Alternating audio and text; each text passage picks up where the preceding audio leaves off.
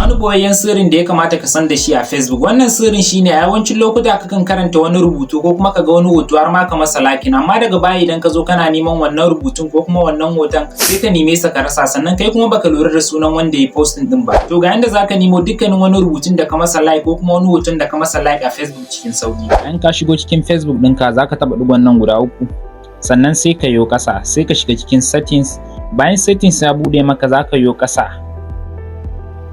ga nan inda aka rubuta activity log sai ka shiga cikin sa.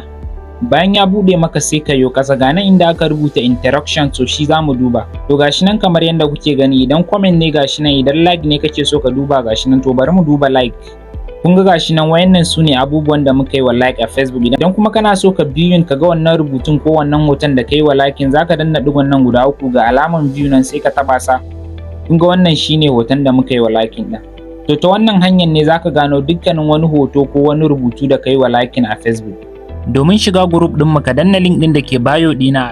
Na san wannan bidiyon zai amfana, saboda haka kai sharing wa sauran al'umma domin su ma su amfana, sannan kai like da follow domin samun bidiyoyi masu amfani irin wannan. Sai mu haɗu da ku a next video.